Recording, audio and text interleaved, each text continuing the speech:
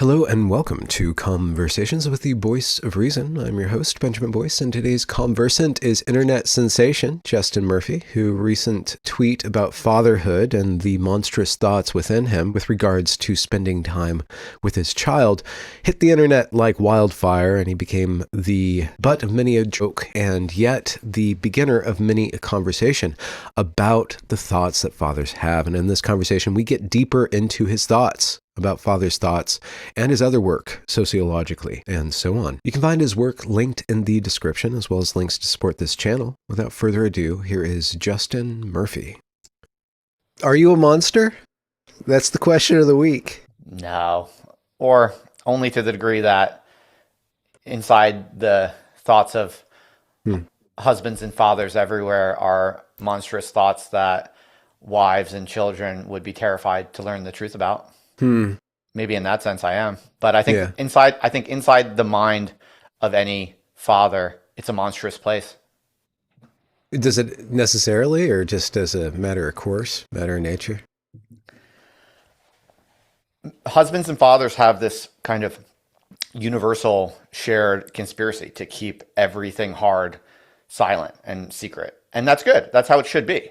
That's our job, is to protect our wives and our children and the rest of the world, frankly, from the depths of, the terrors that we face with our responsibilities, our often crushing responsibilities, and the anxieties and fears that we have, and the horrors that we see on a daily basis in the world. Like, it is our job as men to hide all of that. And we're usually pretty good at it. Those of us who are good fathers and good husbands. You never hear a peep about any of this, as it should be. So that is all appropriate. That is our responsibility.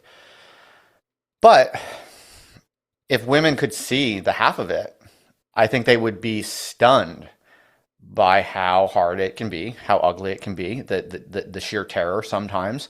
And I think in general, it's good that we keep that secret. But I think also that this leads sometimes to certain public problems. I think we have a kind of public accounting issue where women who are now equals in the public sphere with men have no idea what men are experiencing and going through. And look, I'm not looking for sympathy or a pat on the back or anything like that. That's also something men don't need a pat on the back. We do the right thing because it's our duty to do it. However, it only becomes a problem when we now have women in the public sphere who are our equals, and there are various types of policy decisions and public conversations that are just ludicrously out of touch with what it's actually like to be a father today. And that was what I learned from that tweet, was just that, holy smokes. I mean, this hit a nerve. This hit such a nerve. I was so surprised it hit such a nerve. It just taught me actually that, wow, men are so strong and so good at keeping all of this secret. The world has no idea what it's like inside the mind of a father. And that was what it really taught me. Well, the second week of January 2026 is going to be remembered for Justin Murphy's monster tweet and the raid of Venezuela. That's right. That was the level of attention that you shared on the national stage. It's pretty amazing. For most people, it will be forgotten. For almost everyone, it will be forgotten, but it won't be forgotten to me. I mean, it was a huge wake up call. It's fascinating, actually, and I'm very interested in this now. I might have to write a book about this because, I mean, I started looking.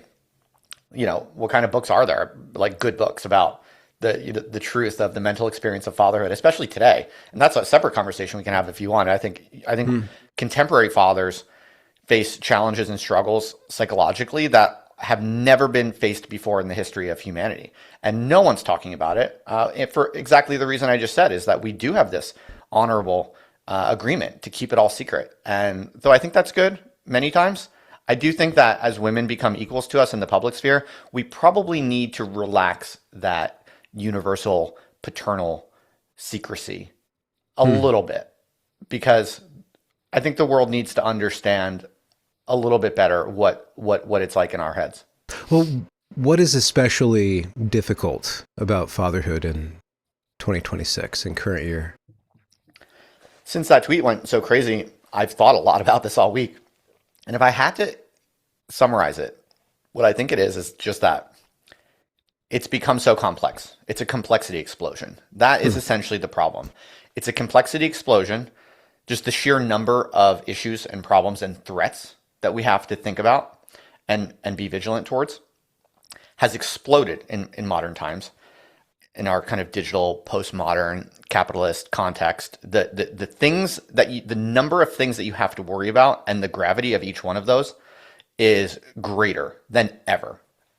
That's one, combined with a corresponding or concomitant decline of all fixed social reference points. There are no shared values anymore. There are no shared yardsticks anymore on anything. Okay, you combine those two things. Think about it. What is the job of the father? It's to make sure the husband, it's to make sure the wife and the kids are safe, that they're provided for, that they have everything they need, and that they're looked after. Basic, right? Well, when the number of things that could possibly go wrong increases, and everything today is like a research question, right? It's like, what is good and healthy food to provide your family? That's like a PhD tier research question this right now. Like, right? It's like, are seed oils really that bad or are they not that bad? Okay, let me look it up, right? It's like multiply that by 100 for every, facet of the responsibility of a husband, not to mention, of course, money, right? I mean, there was this article that went viral a couple weeks ago arguing that the new poverty line is $100,000 a year. I don't know if you caught that discourse. I did not know that.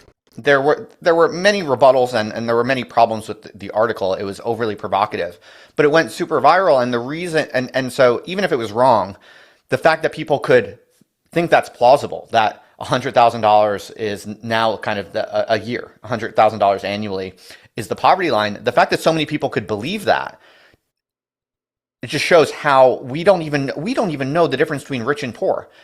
How can you tell a father to, be content with the money they make and focus on having fun with their kids when we don't even know what's enough? It's easy to assume that the average American father is just overly obsessed with money or, overly ambitious, or it's easy to assume that it's just these sort of classical male vices. But the fact is, we don't even know what is enough anymore. It's not that I have a kind of inner demon where I'm obsessed with money, I don't think. I mean, I'm sure I probably have that demon that all men have as well. I'm not above it. But I think there's something new and different today. And it has to do with complexity. And it has to do with the absence of kind of shared social yardsticks. Because on any given day, I actually don't know if I should feel rich or if I should feel poor. And I think a lot of people struggle with this. And I think you can say the same thing about multiple other key responsibilities of fathers. And so I think more than ever today, we as fathers are scanning our minds about all kinds of things which have increasingly high stakes. We eat the wrong kind of food. Maybe we're taking years off of our kids' lives, right? We don't make enough money. Maybe we're going to be, or think about like COVID, right? Like we now have like biological, potentially fatal kind of threats coming regularly that we have to do serious research on. We have to be worried about everything, right? Let alone the vaccine. If you give them 46 vaccines, they might have autism. If you give them 45 vaccines, they might get measles and die. Yeah. So this is my intuition that it has something to do with increasing complexity. There's no shared standards that we can trust. And, if you think, and so like money being also, a good example, it's like, think about the dual income phenomenon. Like, a lot of people nowadays, to feel economically secure, both the husband and the wife have to work. Well, you might look at that and the public discourse would kind of assume this takes economic pressure off the man. But that's not obvious at all. In fact, it creates more complexity because if the woman one day wants to stop working, well, the man knows it's ultimately going to fall to him. If the household ever goes broke or, becomes saddled with debt or anything like that, no, the world is not going to doubt, who's to blame, right? And both parties are, the man will feel all of the shame. The man knows that he's ultimately, if things go south, it's ultimately the man's job to fix it. Do you dispute that, Dan? Well, no, if you say that we don't have any shared values, but we have a shared shame, those two statements kind of contradict each other. Like, why would the world care what a man does or doesn't do if there's no shared values?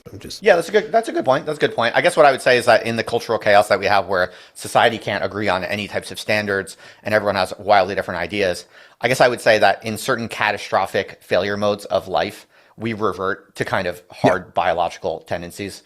I think, right? Mm-hmm. So like if I totally messed up and we were broke and homeless one day, tomorrow or something like that, my wife and I might tell ourselves any number of things we want to about equality and shared responsibility or whatnot. But I, in my body, would Yes. feel a degree of shame Yeah. that she would not feel in her body. She would probably feel anger and resentment towards me more, and rightfully so. And I would argue that this is more biological. Yeah. Well, which is closer to the truth? Do you think biology is a good yardstick or compass for I deriving think it's an probably, ought? yeah, I think it's one of the best. It's probably one of the best default kind of yardsticks we have for starting assumptions. I do think that we can innovate with cultural norms to some degree, Mm-hmm. but biology is what we kind of default back to in the absence of shared standards. And so, if you want to talk about biology, like what I would argue is that the problem that the contemporary father faces, which no fathers have ever faced in the past, even though we're more economically wealthy and we have great technologies and all of these things, is that we never know what's enough. We never know what's enough on any dimension. We don't know what's enough money. We don't know what is an adequate livelihood.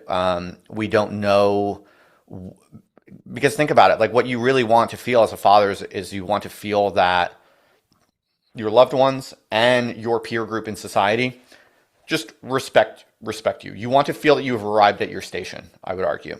It's not about wanting fame or fortune or anything like that, which is how people will often, kind of make fun of these sorts of anxieties. Mm-hmm. A good man just wants to know that he has done justice to his gifts, and that he has honored his family name, and that he has discharged his duties adequately. And then he wants to be able to rest and take pride in that. I would argue that this experience is more or less men are basically robbed of even access to this experience in a world where you have this complexity explosion and you have this absolute kind of liquidation of shared standards. It's like all in your head, basically. You have to just do the best you can, form your own judgments about what's adequate. But when there's no shared reference points, basically, if you're a really good husband and you just want to do the best you can by your family, what it actually you end up doing is just sort of killing yourself to try to succeed in every possible dimension as well as you can, because there is no stopping, there is no reference point for success. And so I think that's what I've been experiencing. I became a father 4 years ago, and I think, like, as I've really reflect on how hard it's been, it's been way harder than I would have expected, partially, I'm sure, just through the basic naivety of young men, and that's a learning experience. That's fine. That's universal, I'm sure. But I can't quite resist the hunch that there's something unique and special here that is new in history, and it has something to do with this. I believe that's my current thesis based on everything I've digested over the past week and frankly over the past 4 years. The meme version of your spicy tweet, which is just a breakout tweet. It's one of those things that it was a slow news day or something. I don't know. It broke out of containment, let's say. But the meme version is that you're more concerned with accomplishing something for yourself than you are with your child. Like that's like the most mimetic joke about your tweet is that there's this guy sitting at a computer and the baby's burning right next to him. It's like, I think it's a Sims 4 little meme. When you talk about accomplishment, you're just not talking about your name. You're talking about everything that's tied to your name, namely your family. It sounds like. Yeah, of course. I mean, of course I'm also ambitious. I'm also egotistical. All of those things are true. And perhaps I'm sure I am too over-indexed on my own work and accomplishment or whatever. I'm sure that's true. But of course, my motivation to achieve my goals and to accomplish my goals is hugely motivated by my desire to do right by my family, to make them enough money, but also to be, to one day have my sons respect me and admire me, right? These are like the greatest aspirations of all, men, I think, all thoughtful, hardworking, ambitious men.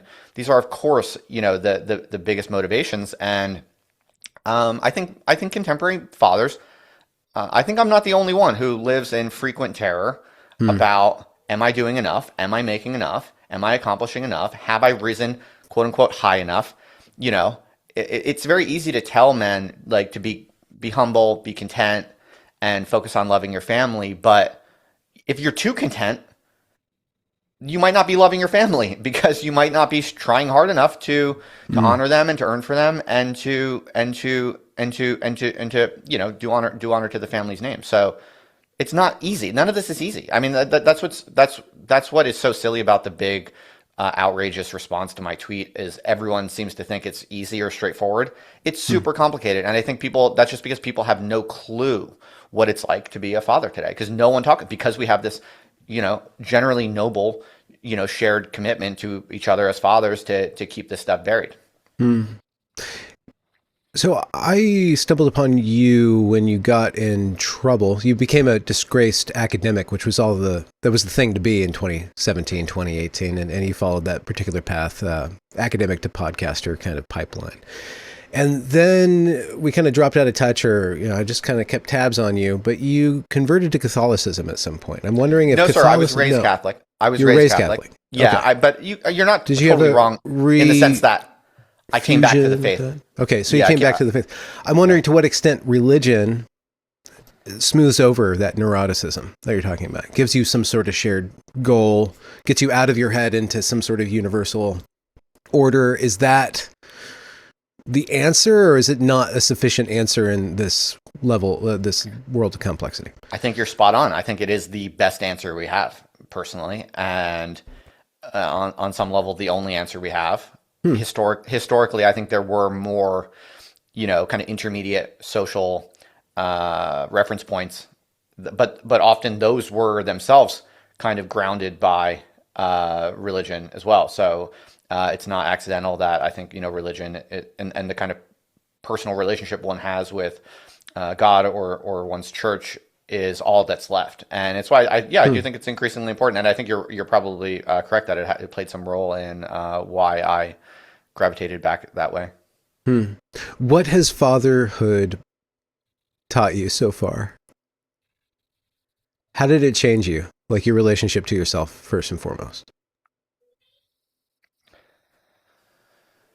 I could give you all the cliche stuff, right? It makes you stronger, it makes you more patient, it makes you all kinds of things. It expands your capacities and makes you much more capable than you realized. But these are all cliches, so I want to give you something more interesting, perhaps, and more related to the scandal of the week that I'm talking about here.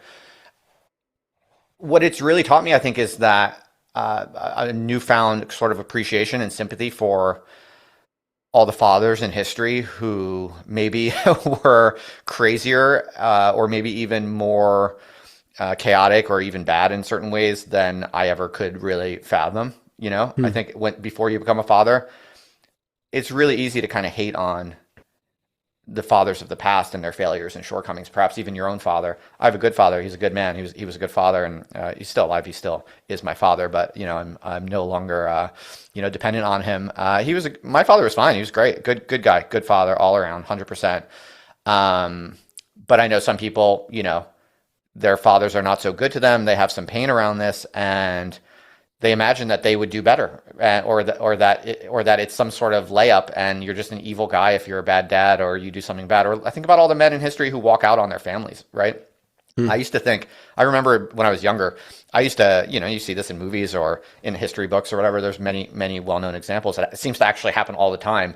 And I remember thinking as a young man, like, that is so crazy. That is so unspeakably evil. How could anyone possibly do that?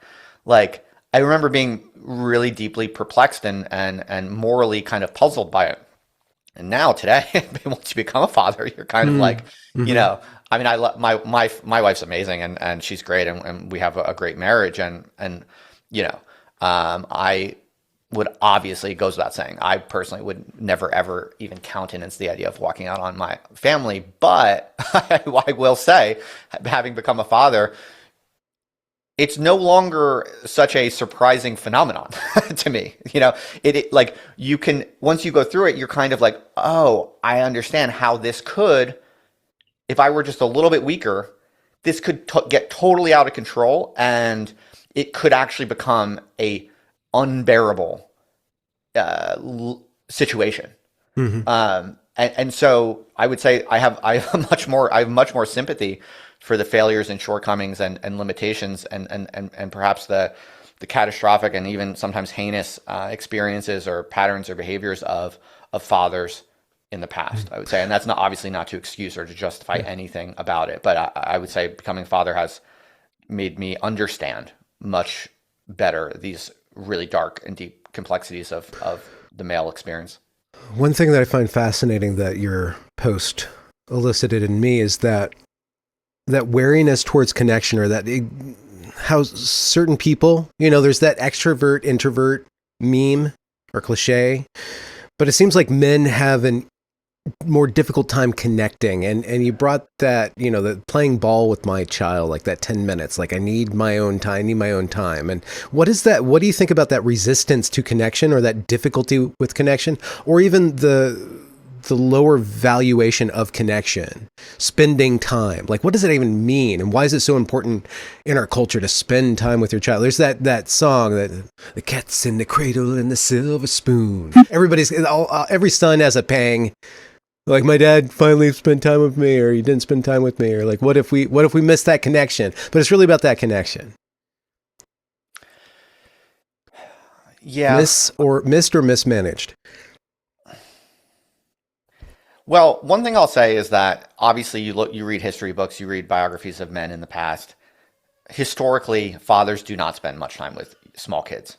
Duh. I mean, you don't have to read that deeply to find it. It's pretty obvious. Just a few weeks ago, I was reading this biography of Teddy Roosevelt, and I forget the details, but it's like the baby was born, and he kind of goes home to say hi, kiss his wife or whatever, and immediately it's like back out for like 6 months in Wyoming, like hunting moose for fun. It's like, it was obviously like the father is not expected to spend much time with small kids. Mm-hmm. A pat on the head, coming in and out of the office is sort of the norm, the default norm for any, hardworking, successful man in history, basically. Now, I'm sure you could find different, anthropological pockets of the human experience, where I'm sure there's lots of exceptions to all of that, but you only have to read a few biographies of men from, before the 1950s. Well, it might be the case that rugged individualism is a self-reinforcing loop that is a part of American culture, or our standard of living. But if you imagine a peasant family or something, like where the husband is working with the child as soon as the child can work,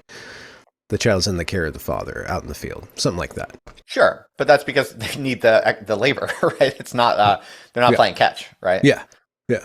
It's not a symbolic playtime. Yeah. Of course, there's some fun and catch in there, I'm sure, but the peasants working the farm, the family farm or whatever, that's just economically required. So that's a different equilibrium. But the idea of the father spending quality time with small children is new, I believe, and. This is why I think I might have to write a book on this, because I actually want to go over all this and actually figure this out and get. Yeah, is it enviable? Is that a false belief that quality time between fathers and sons, fathers and I get, and you're talking about an age range, right? It's obvious you're talking about probably pre-verbal to pre-algebra. I don't know where a child's going to start getting interesting. It's a great question. Look, my current intuition about this, based on just a little bit of experience so far, is that it is often fun to hang out with kids and play with them. The tweet was completely true and honest in a slice of my experience, but it's not representative of my overall experience. There are lots of times where it's very fun to play with my small children who are currently under 4. So that's one obvious thing. It can be fun. But I would say that my current view is that I do not think a father needs to spend much quality time with kids until they are probably closer to their teenage years, where they would benefit more from, help and kind of socialization into becoming a man, right? It's like that, when adolescence comes and it's time to help your boy go from boy to man. Obviously, that's going to be a time where it will be more significant, I think, for a father to spend time and do various things, sort of, rites of passage types of things. Yeah. So I think that's like all well and good, and I'm sure that's very edifying and satisfying for a father to do.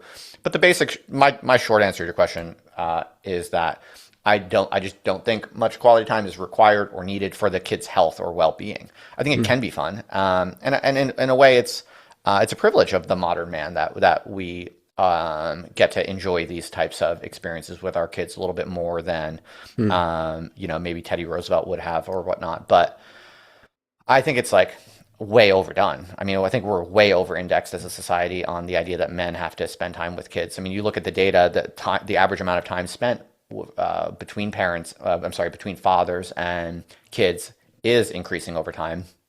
And so, I think it's more of a luxury good, honestly. It's not, I don't think that, and I think if a man, so the other thing I'll say is that I think, I got a ton of support from my tweet. A lot of men, kind of DM me privately, or some did in public, but more in private, including people I know very well. And so I have a sense of their character as men and as fathers. And basically every father I know basically told me that, it's totally normal. Every guy has that thought, here and there or whatever. The resistance to that quality time, that meaningless, frivolous hanging out. Yeah, just that, like, hanging out with these small kids, playing with them or doing something with them. It's like completely just like boring and kind of frustrating, and would rather be doing something else. Like that's super normal. I mean, the fact that people freak out about this, it really goes to show, I think, how insane people, how people don't know. The fact is that fathers are actually really good at keeping all of the secret, and in many ways that's good. But it has led to this like public issue where people are clueless, and I find that interesting. I find that worth poking on. Well, you're a poker. When Nina Paley subtweeted you about you being actually a nice guy, don't over index his tweets. I'm like, he knows what he's doing, because Nina Power, because I saw you in the woke heyday, or the anti-woke heyday, poking the bear on that side. You have a preternatural ability to put your finger where a socket happens to be, which is a gift if you can pivot. Thank you. I appreciate that. In this case, I would say it did come as a surprise, though, that it would be that it'd be this big. And I think whenever you write something and it goes super crazy like that, and it is a bit surprising, you have to take that very seriously. It's very important information. It's very important information, because it means like there's something much bigger here than you even realize. I obviously know what I'm doing, and I do take some pleasure in. I see. There's a little tiny twinge of a smile in your eye, but there's levels to this conversation. One level to the conversation is the masculine influence on formative years for children. I spent a lot of my 20s and 30s working in a preschool. Probably did it longer than I should have. It was very rewarding work until it wasn't. But in that environment, it's 98% female, and there's certain social structures, behavioral structures, and cultural structures that get implanted on a child when it's just women shepherding through them in that context. And me as a man entering into that domain, I learned a lot about women, I learned a lot about children, I learned a lot about what it is to be a human being. But what I gave to that particular environment, I distilled it into a tweet at some point. The women were couches and I was a catapult. I was the one who would, lift and swing and push, and the women were the ones who would coddle. And when a child was hurt, the woman would embrace the child, and I would stand apart from the child and stand apart from their pain and have them deal with their pain as something objective rather than the subjective experience that was overloading them. So I know that male influence in those formative years is very pivotal for the psychological, not just well-being, but the psychological makeup of the child later on down the road. So the male or the father influence on that time shouldn't be distilled into just quality time. I think there's actual qualities to the time that a man brings to the child. That's a great take, and I think you're onto something there. Although I would note there's an interesting wrinkle there, because even in what you just said, sometimes the real value that the father provides is a certain kind of coldness and distance in a way. And I think that's kind of not unrelated to this. So, for instance, something I always note in my own household is, if the kid trips or falls or something, falls off his bike or skins his knee or whatever, a good mom is always running over to support, love, console. And as a good mom should be. Yeah. But that has its failure mode, because if you're always running over to help and console, you're caught. You could run the risk of coddling them, or even in a way, there's this merging of feeling when a woman tends, and you see that a lot of the cliched critique of so-called woke culture, or the longhouse or feminization of culture, is that this weaponized empathy. But you can see when a woman is taking care of a child who's in pain, their feelings merge. It's very just grafted into each other. But that's how the woman produced the child, by this total grafting of herself into another being. And that's a beautiful thing. And that's a key part of the child-mother relationship. My only point is that if left to its own devices, and if there were too much of that, it would run the risk of being coddling, or even in a way, almost encouraging the child to have this kind of soft and sad kind of frame. If every time you fall over and scrape your knee, someone is coming to give you love and support, it sort of teaches you that you should be, sad and crying, and that being sad and feeling pain is in fact an appropriate response. Whereas when he's with me, and if it's just me, and he falls off his bike and scrapes his knee, it's just a little bit. As long as I know he's safe and it was nothing bad and I saw it, I don't bend down. I don't go over and hug him. I just stand there, and I say, all right, brush yourself off, get back on, and even to a degree that is probably a little bit cold. I think a good father. It's very easy in this environment to judge that, but that was my mode. I would signal care through just attention. Well, I think you have to, as the father, to counterbalance the mother. Is that so? So if I were to act like the mother and I bend down and hugged him and kissed his boo boo, like if I did that and the mother is doing that, then that is too much. That would be deleterious, right? And so because the mother has her natural mode, the father actually has to resist the urge. And it's actually a challenge to actually force yourself to be properly strong and kind of a little cold and a little, because you have to teach them the other thing, which is that, you get hurt and you brush yourself back off and no one cares about your feelings. And obviously when your kids are small, you don't want to be too brutal, and you don't need to be that brutal when they're small. But this is a fact. This is a fact of what the father is supposed to provide. And it ties back into what we're talking about here with my tweet and with my personal story, is because, when I'm playing catch with my son and I'm not present and I'm not in a good mood and I don't really want to be there and I'm not enjoying myself at all because I'm thinking about, I have work I need to get done and I need to make more money and whatnot. Mm-hmm.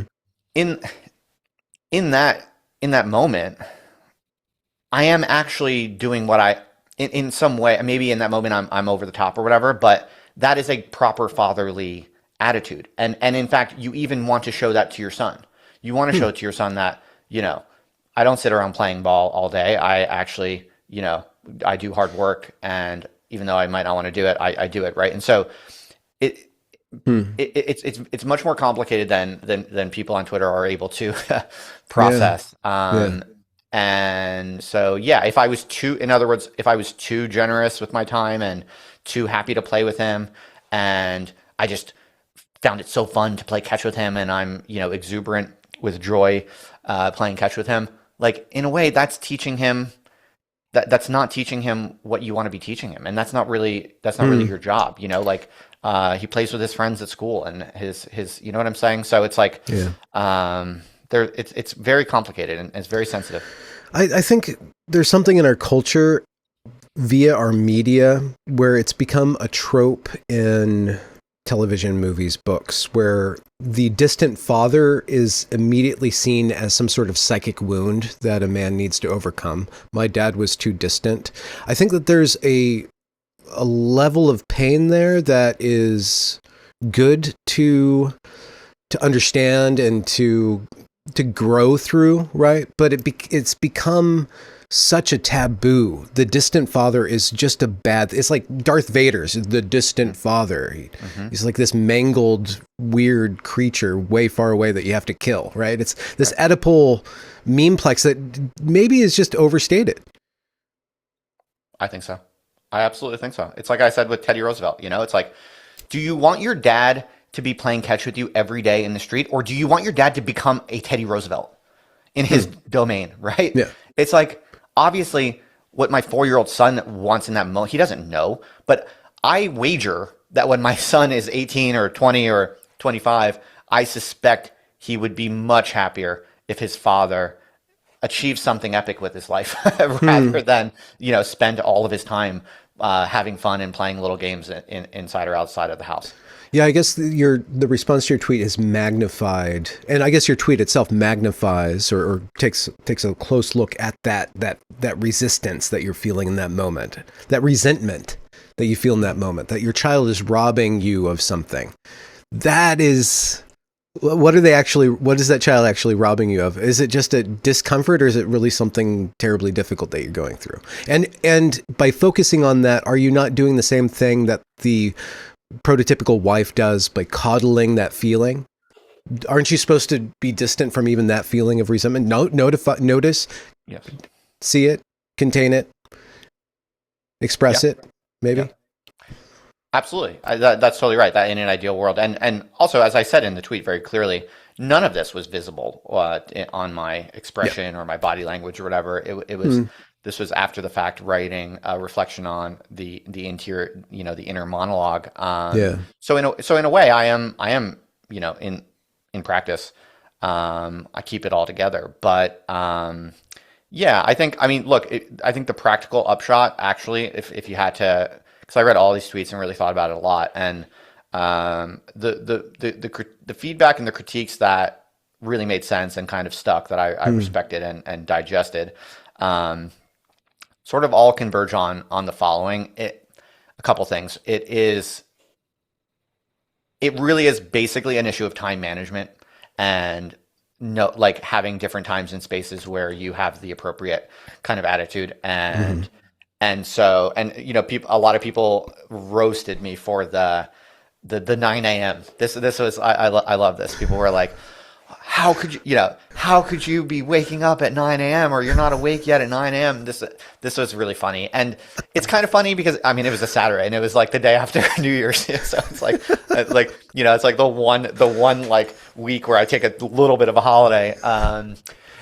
So obviously it's ridiculous, but there is a kernel of truth to that. In an ideal world, yeah, a good father is waking up early every day like that. And in fact, it is better for you. It is always better. It is always better. So that's kind of funny, but true, basically. And really, if like, the other thing is, like, if I'm downstairs kind of outside of my office and I'm with the family drinking coffee, then in that I should only be down there at a time when I'm available to at least requests, or I can at least think clearly about such requests. And something that a lot of people said was like, you don't always have to play with them in the way they want to be played, but you do have to be available and present and kind and or play with them in a different way that you find less annoying or whatnot.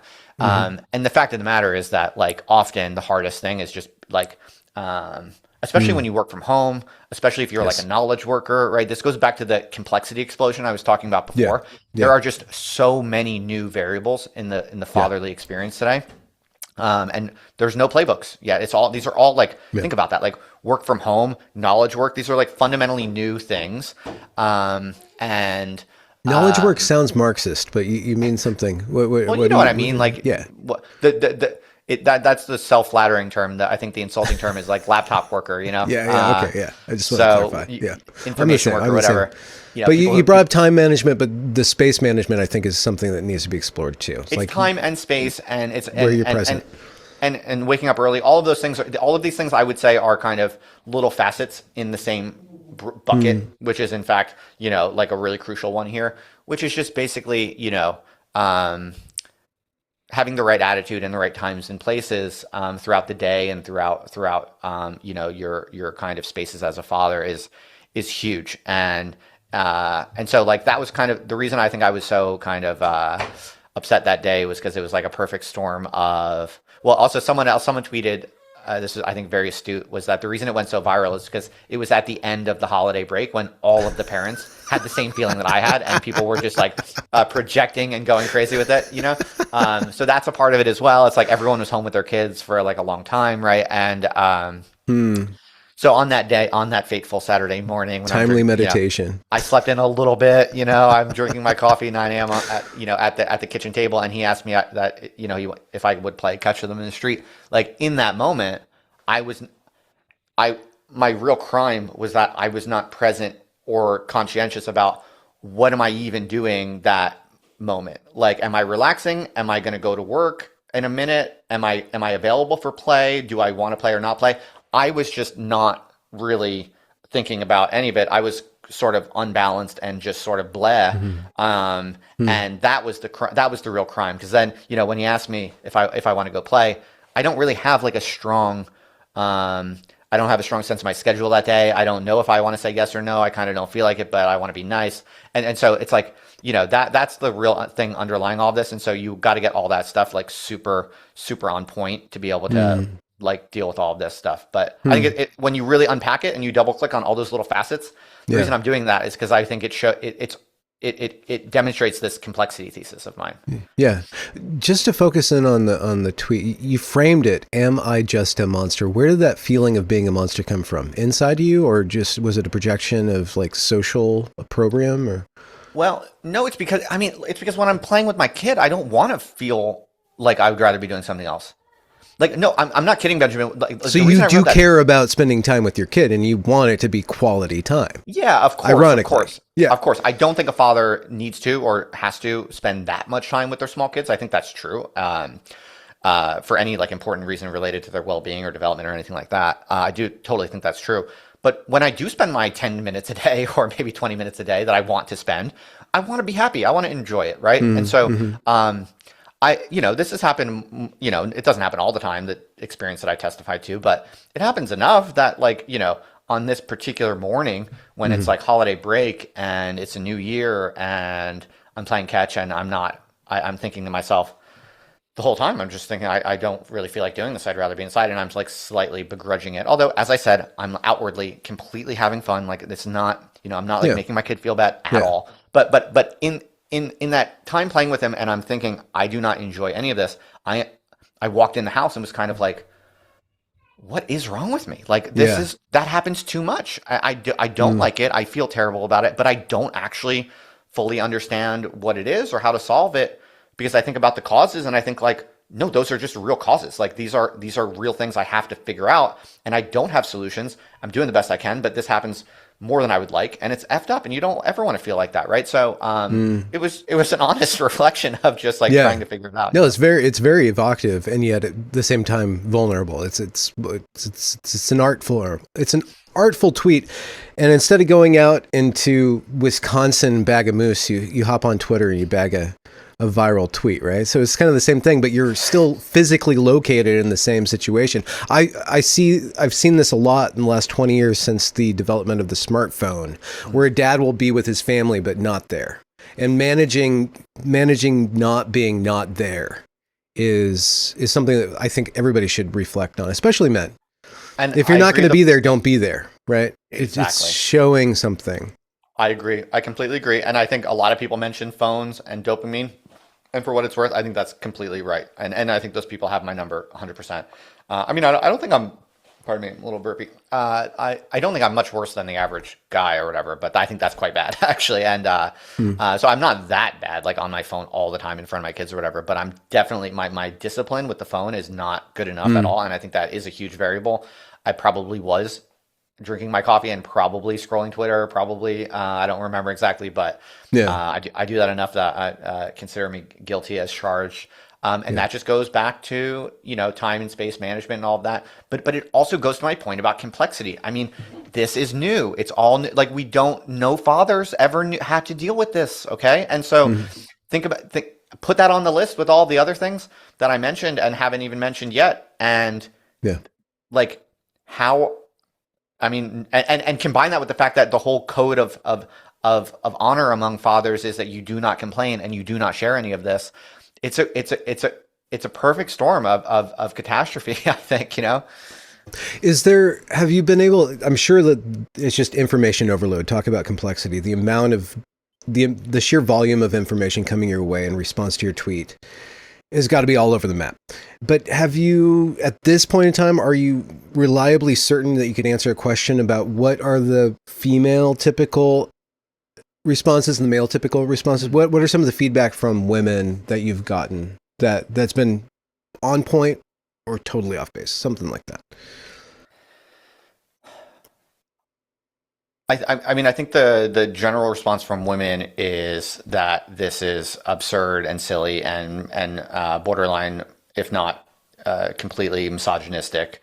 because you want the woman to do all of Okay. this work and you don't even want to do more than 10 minutes of it.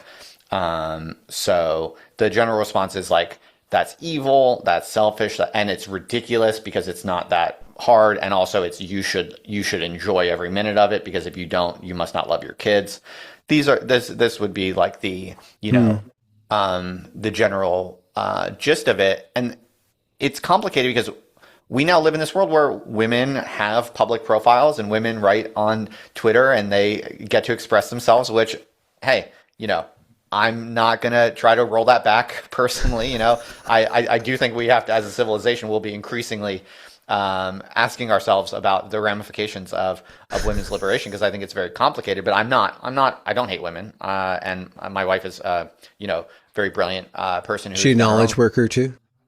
She's a stay-at-home mom now, but she's educated and a brilliant woman, and has done interesting and meaningful knowledge work in public herself. And so I certainly am not I have no interest in rolling that back. I'm not like I'm not a misogynist in the slightest. I'm not even really an anti-feminist. I mean, I'm quite sympathetic. However, I do think that the rise of professional women and the normalization of that is a massive civilizational change, which has and continues to have really quite provocative effects and implications, which I think we're only beginning to even start talking honestly about.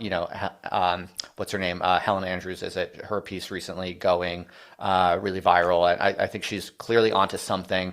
A lot of other people have noticed this as well. And so I'm not in any way anti-woman or anti-feminist or anything, But it's huge, but it's hugely complicated. And what I will say is that now that women do meet men in the public sphere as equals, and that fact is not going away, as far as I can tell.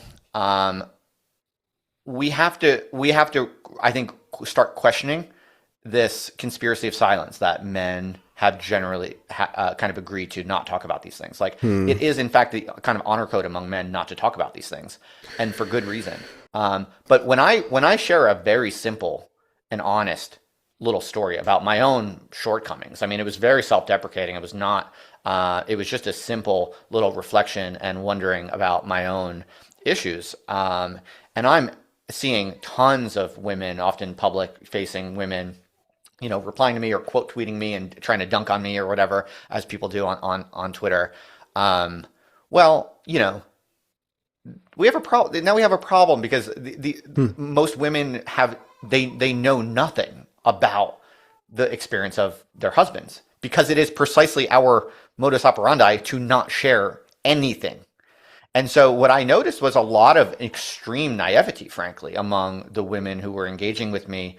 And I got to realize, oh, well, this makes perfect sense. No one has ever told them anything about the stress and the terror and sometimes the loneliness and the various difficulties of what it's like to be inside the mind of a father. And so it's complicated and difficult because, you know, do I want to tell them all the truth, all the bloody, gory truth? In a way, it is offensive to. In a way, it is rude to women. It is kind of mean to women, because it is our job as men to protect them from all of that. So I don't want to be. I don't. So it's. But on the other hand, they're coming at me and attacking me and saying like outlandish things. It's like, this is a big problem here. That yeah, there's that meme about why don't men share their feelings, and as soon as he shares his feelings, he's completely destroyed. Yeah. Oh, well, that's a whole nother point. Yeah, right. That people want you to share feelings, and they don't want you to be a repressed, Yes. uptight man. But then they don't want you to share your feelings also. Yeah. And so it's very complicated. We're in a very strange new world. Yeah, there's that. I was bored, and I had some housework to do, so I threw on The Sopranos, and the TV show HBO, Tony Soprano, mob guy. He goes to a therapist, and in the first episode, he's like, "Whatever happened to the strong, silent type?" And there's a tension. Once men start to express things, we're now engaging in a female mode of kind of a feminine domain. We feminize we start to talk about things, right? So I don't know if it's a code of silence or anything like that, but when there's something inherently unattractive to both men and women about a man who shares. Yeah, you can talk about knowledge, or if you create a story, or if you create a song, and you cause that emotion to arise in other people, that shows mastery. And so you're mitigating your feelings through the mastery of manipulating other people's feelings, manipulating just in the neutral term. Absolutely, it is unattractive to share feelings. I've always felt that, and I still feel it. I agree with that. Like my tweet was a moment of weakness. You know, it's not. Men generally should be strong and tough and silent. In general, I still think that. And you don't want to be overloading your wife with too much feeling and all of this kind of the blood and guts of what's inside your mind. It is in fact your duty to not do that as well as you possibly can. And I still think that's true. I'm only starting to peel back the onion slightly and starting to wonder about this because of the nerve that it hit. The way that this very simple, relatively minor little story went so crazy, and many people, including women, were saying things that were so obviously out of touch to me. Meanwhile, all the men in my DMs are like, "Yeah, of course, it's no big deal. Like, just good luck." It's like, I'm like, there's nothing inherently wrong with you. No, but it's good to understand those feelings. It's good to recognize those feelings. Maybe it'd be better if those feelings were relegated to a male-only communication space, but they're not, because the Twitter's universal. Well, frankly, I mean, fathers don't even really want to talk about this amongst themselves, and they shouldn't do that either. Like this is what I'm trying. This is what I want to. How many levels of faux pas are you? Well, this is what I want to. Well, this is what I want to reiterate is that I mean, I still strongly believe in the traditional code is the right one. I mean, when you're talking, you generally don't want to even burden your father friends with this kind of feeling, with these kinds of feelings, because they have their own stuff that they're dealing with, and it's hard for everyone. And so quit complaining. Don't, like at any given moment, one of your father friends, they might be on the brink of snapping. And so you don't want to risk, like that's like what I think that's what most modern fathers are like. Like if you're good and you're working hard, like you're always trying to do the most you can. You're trying to take on as much responsibility as you can bear. And so I think many fathers like do live at the limits of their capacity. And that means like when the stuff, that means it's volatile. And that means you could always be on the brink of snapping, kind of like I did in my little way. Well, there's a reason why the self-deletion rate among men is quite high. And probably, for some reason, it's white men and Native Americans in our country. It's very high. So there might be a correlation between the sharing and the not sharing. And very related to that, Benjamin, and I think this is probably my final kind of big talking point. I'm glad you reminded me of it. Is that there's the suicide problem, but there's also problems of divorce, and there's problems of people not even getting married, right, and then not having kids once they get married. We have this kind of major crisis as a species, right, where people are no longer getting married in the way that they used to, and they're no longer producing new humans in the way that they used to. And so I actually think the stakes here are incredibly high, because what it looks like to me is that young people, they know so much about marriage nowadays. Like they're almost cursed with too much knowledge about how hard it is and how difficult it is.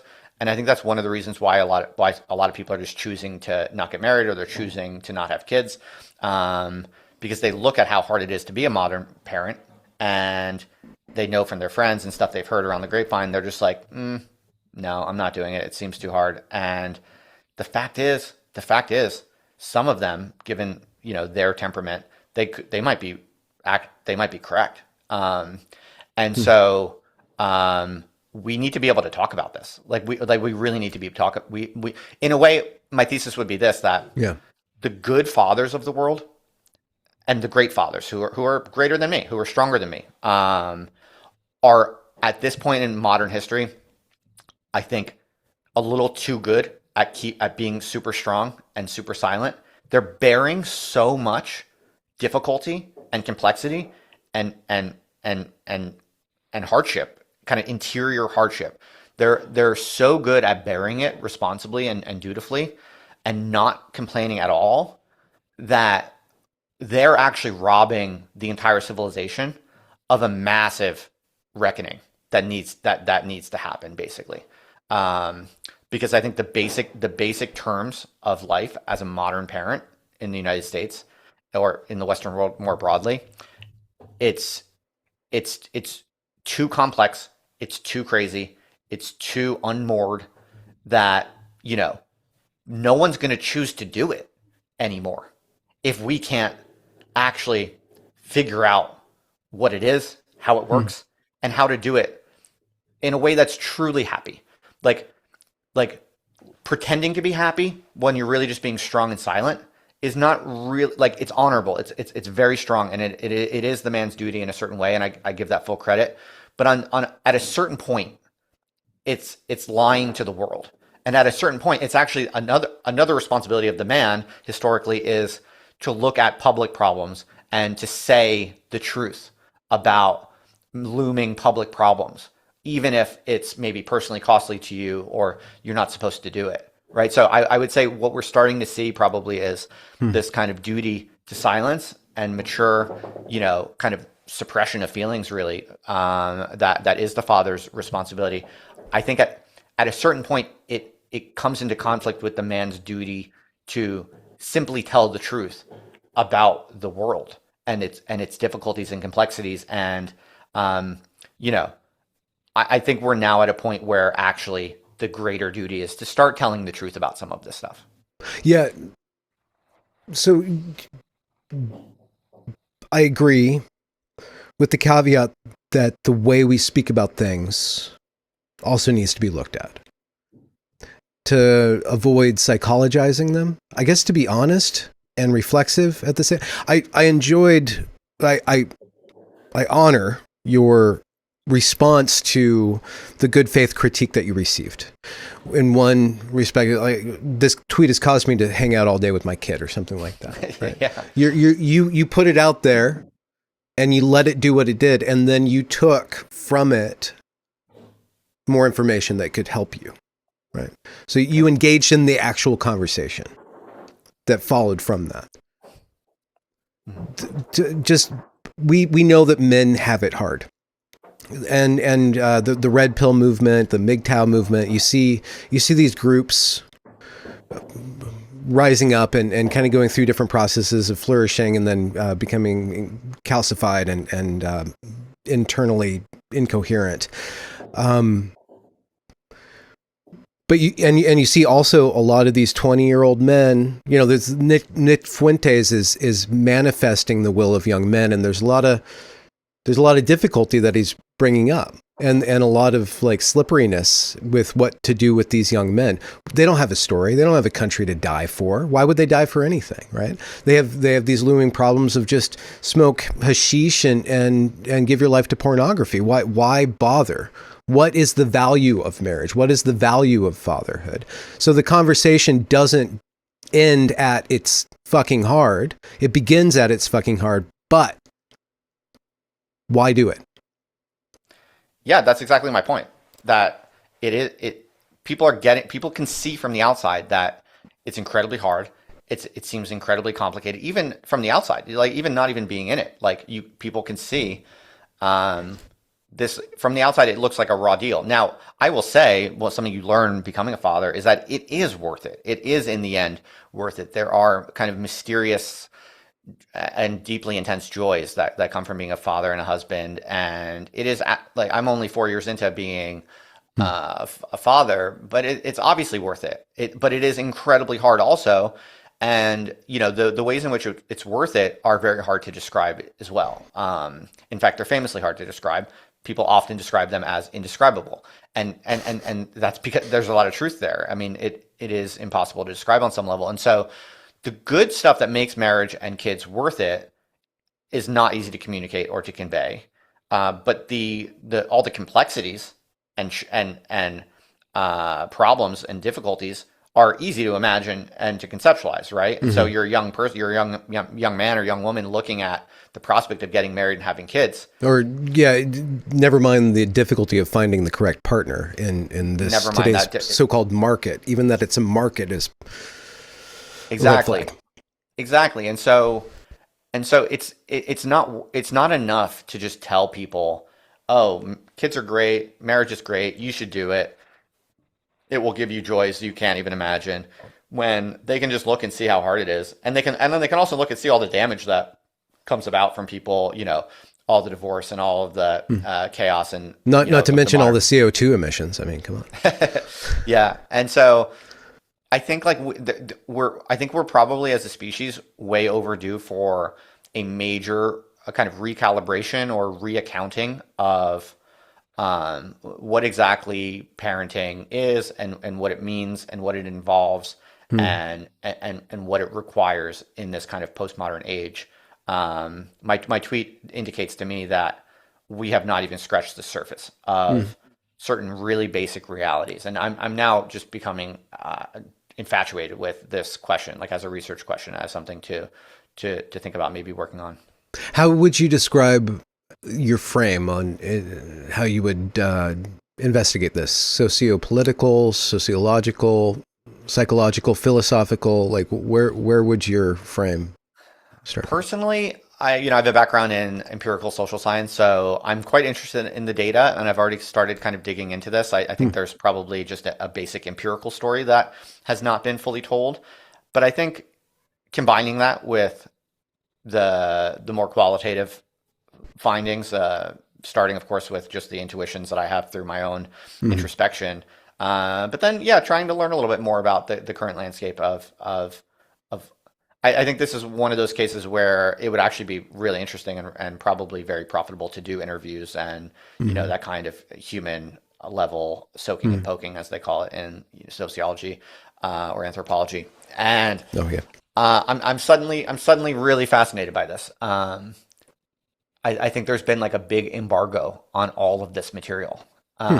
and Do you think it's a and grand conspiracy, or you just think it's how it shook out? no, I think as I said before, it's a time honored kind of evolved and cultural norm, a long standing, really strong norm of fathers learn to keep things silent because they love their wives and because they love their kids and because it is the right thing to do. Hmm. It is both traditional and it is it's fully the right thing to do and always has been for many intersecting reasons.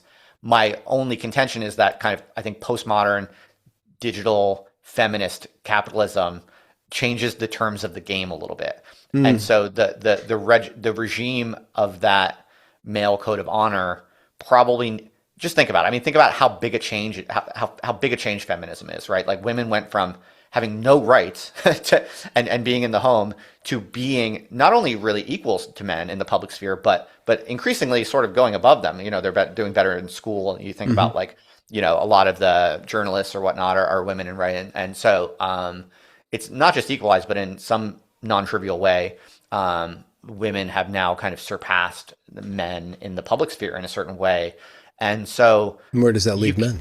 how likely is it that our civilization goes through that extraordinary change and the norms of public discourse around fatherhood would not have to be updated in the slightest, Hmm. right?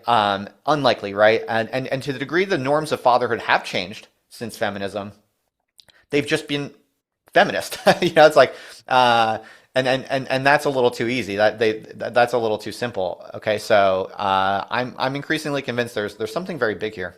Hmm. Without betraying trust, this is a dicey question. I don't know if I ask it, but I'm Sure. really curious. Yeah. What was your wife's reaction? I'm sure she's a little amused. Does she have any spicy takes of her own? All I will say is that my wife is not a public person, and she's Mm. not interested in Hmm. high profile public debates or controversies. It's just not who she is personally.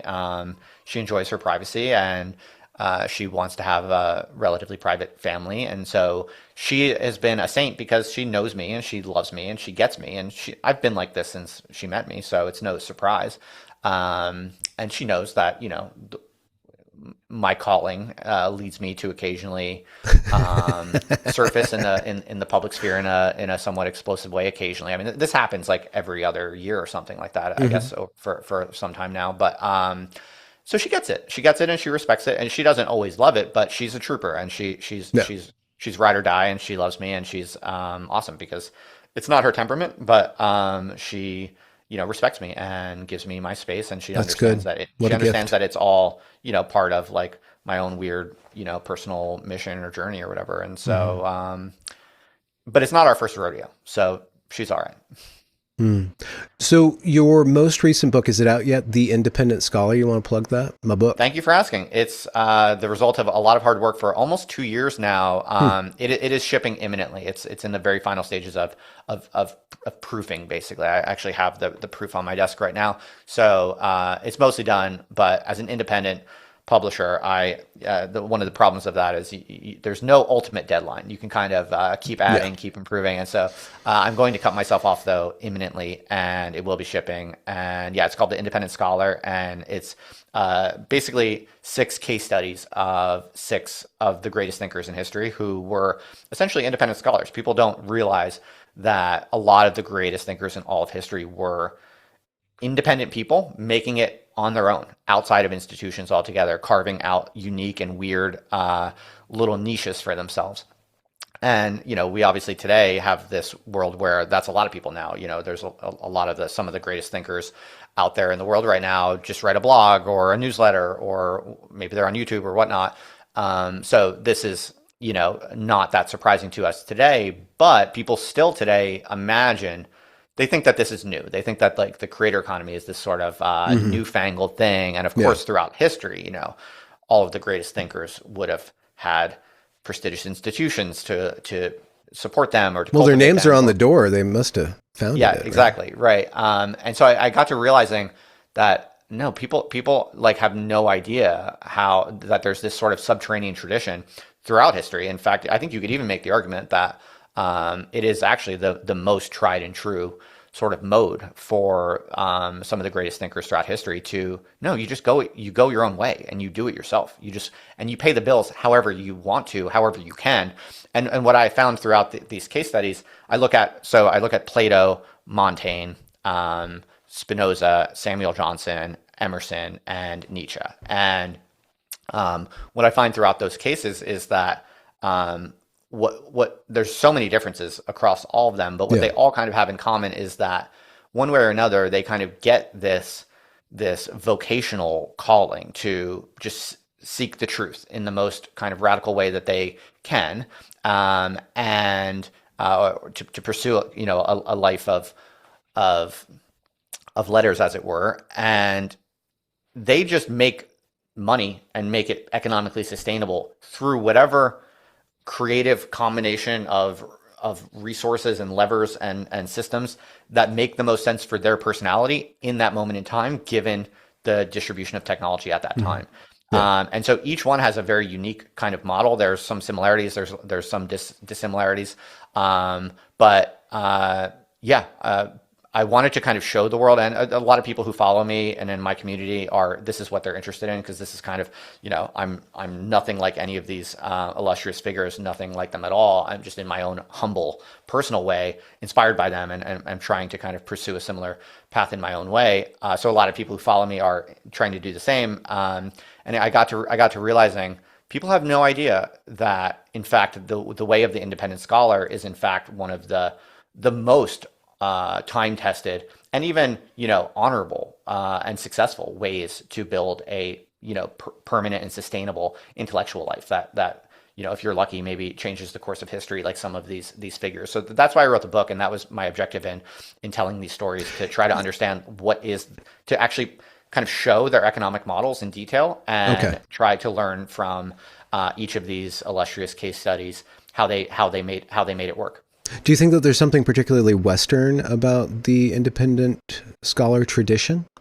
Because even if they're independent of institutions, they're still immersed in a culture that prizes knowledge.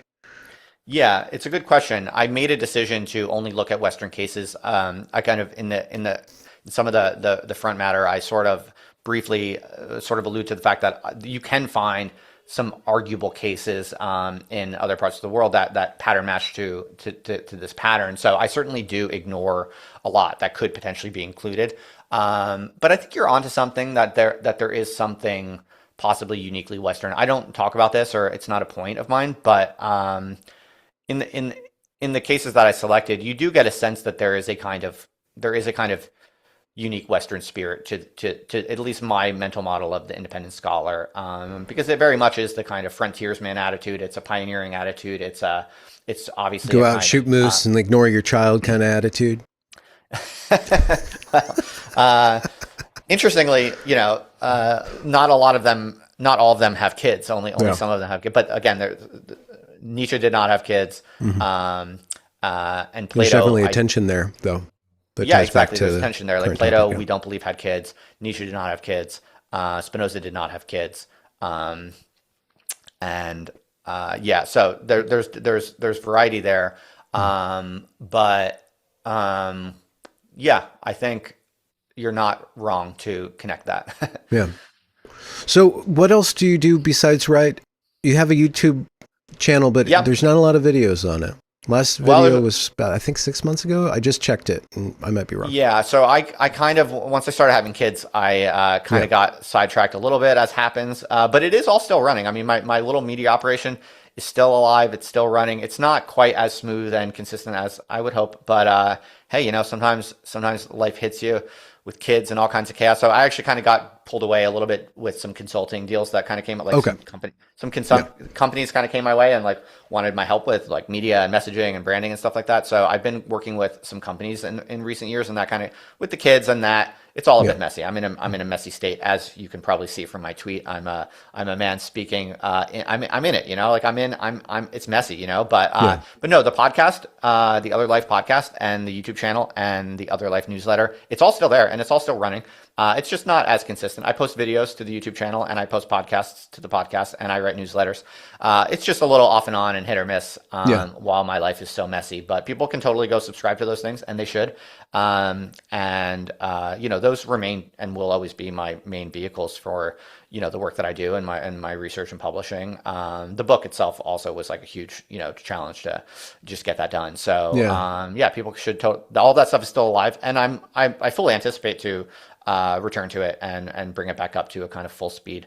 But yes, at the moment it's a little hit and miss. Which decade of life are you in right now? Which decade? I am not yet 40. I will be 40 in Okay. August. All right. Do you have a So- sense of what your work is, like in summa? Like what do you think you're doing? It's a really great question. So, I mean, I've always known exactly what I'm doing. Now, how it manifests commercially, online, in various genres or whatnot, has been a massive question. I mean, I knew from basically about age 18 or so, that I wanted to give my life to the pursuit, just the personal, humble, disinterested pursuit of the truth. To the best of my ability, I wanted to research and study and figure out things that other people haven't figured out, or maybe that other people are afraid to figure out or afraid to express. And for whatever reason, I'm no genius. I don't have any delusions of grandeur. People love to say this kind of stuff. I don't. I'm in my own humble way. I just know what I want to do, and I have known since I was about 18. And all of my entire life has been basically just exploring and experimenting with what is the ideal model for doing that today. What is the correct and optimal economic arrangement to live a life of the mind as fully and purely as possible, and as freely as possible, and as impactfully as possible. So, you can how you want to describe this or what you want to call it. You can debate. There's many different lenses. Usually I just say I'm a writer. If I meet someone in public or whatever, I just say I'm a writer. It's simple, whatever. I don't care. I'm not that I'm not that worried about labels or any of that. I don't care. I don't have some sort of like pretentious self-conception that I'm like, anxious about maintaining or whatever. But You are a knowledge worker, though. yeah, I'd prefer not to use that. But as you know, I was a professor for many years. Yes. I spent most of my adult life training in academia, and I was very successful, and I had a successful academic career. And that's only because I figured that would be the best vehicle for living a full-time professional life of the mind, where I give everything I have to learning the truth and writing about it at the best of my ability. When I learned that was no longer the case, and I became convinced at a certain point that living a life of a university professor is absolutely not the best way in 2020, in the 2020s, to live a professional life of the mind. Yeah. At that point, I left academia to find a new way. And Hmm. that has been my mission since I left academia. That to this day is all I have been doing. I continue to write. I continue to, I wrote this book all by myself, and it's a good damn book. So I've never lost sight for a single second of what I'm doing. What has shifted and changed is just that I've experimented a lot with what are the right vehicles for this. And I appreciate you asking, Benjamin, because I've actually learned a ton, and it's actually a massive, um, it's a massive thing I've gained actually from experimenting so much, because I basically, I have a podcast, I do the YouTube, I do the newsletter. I've done it all. I've built multiple businesses, I've tested different business models. So I have done the hard work over the past few years of basically just testing what are the best vehicles for, and what is the ideal system or arrangement of these vehicles for, the most coherent, long-term, sustainable, and economically sustainable, professional intellectual life in a 21st century context. And the purpose of writing this book is to say that, I think I've basically figured it out by now. I've learned everything that works. I've learned everything that doesn't work. And as as now that this book is done, and the book has been so consuming that everything's kind of been on pause with the book. Now Yeah. the book is done. Now it's just a matter of solidifying everything I've learned and doubling down. And so I will continue to be, reading and writing and publishing different forms of content, and running my own little indie scholars business. And that will be the main thing I do for the rest of my life. I might just have to be flexible here and there as I navigate this crazy world, but that's what the indie scholar does. That's what it's all about. Yeah, there is a refreshing benefit to taking a pause from the current thing in the current year and looking back and doing a project like you have just completed or about to complete. I'm wondering, are you connected to what's going on right now? Are there any ideological trends or intellectual constellations of thinkers that you think are on the rise or waning? That's an interesting question. Because Yeah, you interviewed Yarvin right before the pandemic. It was a very touching interview too. You got him. He opened up in a way that I haven't seen him do before or since. But that whole NRX crew, it seems like they've kind of come into their own, or their ideas came into their own, and now they're it's going through some sort of shift. That's what I was exploring for the last few years. So absolutely. and it seems to kind of be going somewhere, but I don't know. So I'm just wondering, coming out of research, I'm sure you've still been connected to the current thing, but what are your viewpoints on where things are right now? It's a great question. I have a lot of strong opinions. As you note, You do? I actually, as you note, I have a pretty strong track record of being quite early to really interesting and important kind of underground currents that then kind of break through after I get interested in them. Not that I have any role in causing it, but I have Yeah. a good track record actually of being attentive to things before they go big. Yeah. And so I pride myself on that a little bit, and I've gained some, insight from that, because I start to realize, I'm in many ways I am ahead of the curve, and so I look at everything that's happening, and I do try to understand what's happening next. And I'll give you a few quick hot takes. I mean, one is, I think this whole NRX subculture, or sometimes called the dissident right, more broadly. I mean, I think it's over, frankly. I think it's clearly over, and I would bet on that. I think it will, something like that. All that stuff, those people are not going to go away. They're going to continue to be a loud and incredibly nasty, brutish and vulgar kind of hive mind online. That's basically what it, as an actual subculture, that is what it is. And it's kind of past the peak. And the smartest people in that world who are interesting, thoughtful, worth listening to and paying attention to, they will continue to do their thing as well, I'm sure. And I'm not throwing shade on any of them.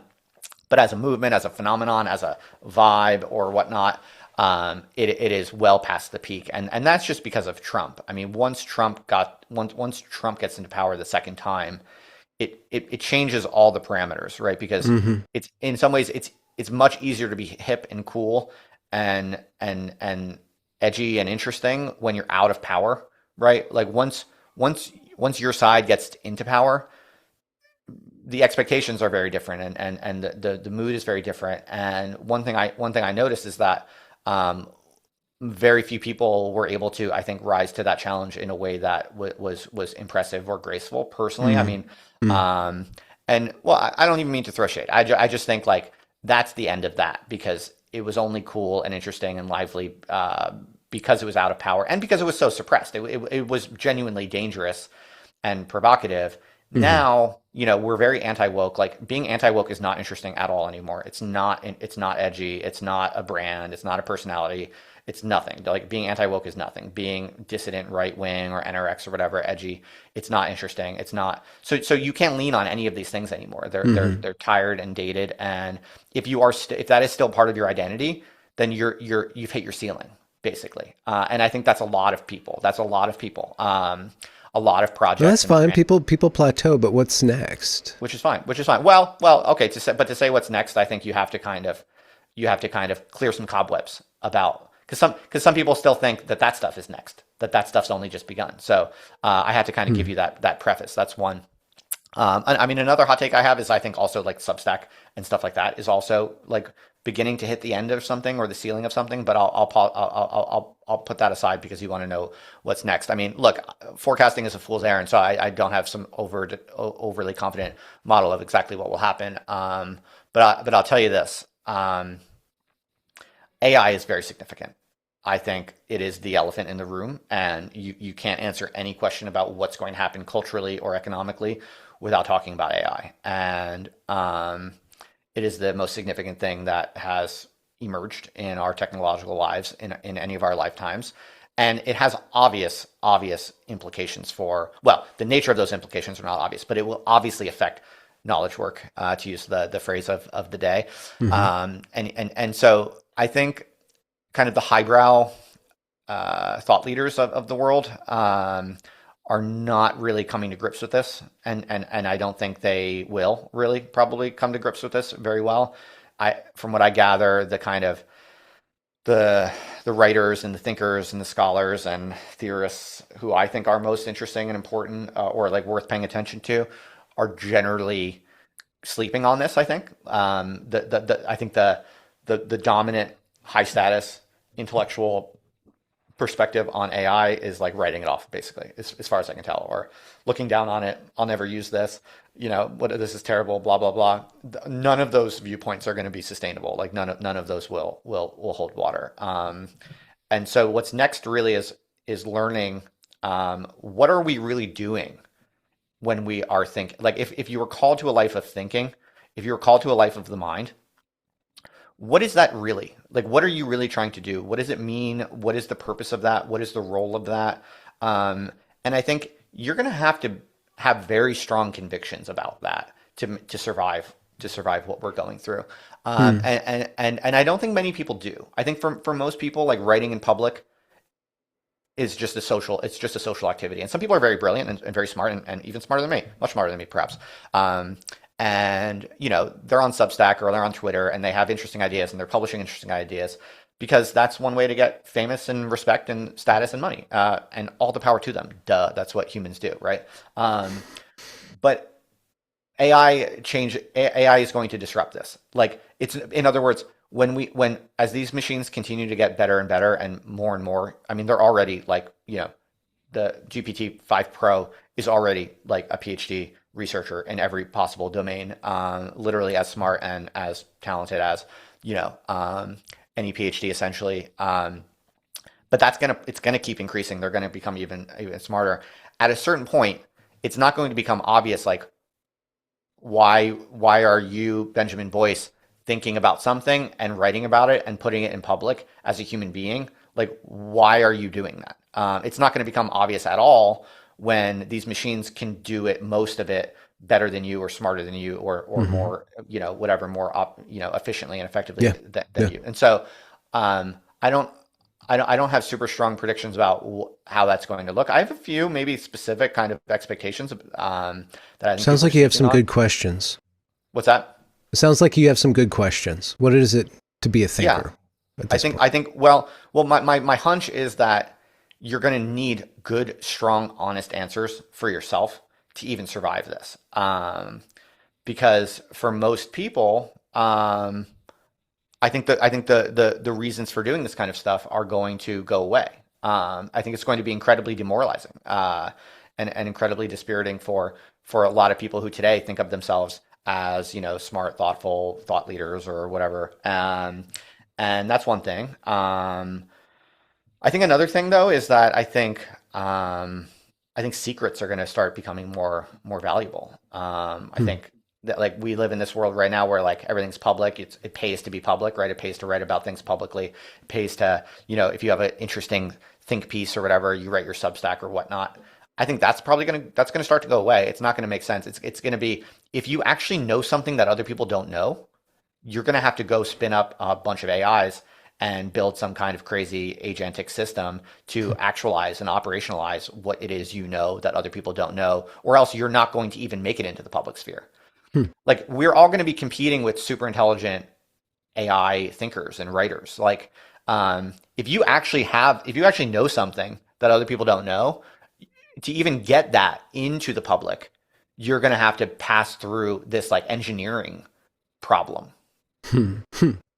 Yeah, that's what it looks like. That's what it looks like to me. I mean, well, because think about it. You're going to be competing with super intelligent entities. So if you're not yourself super intelligent, but you might have some alpha that no one else has. Hmm. But to get it out there, you're going to have to be orchestrating other super intelligent entities.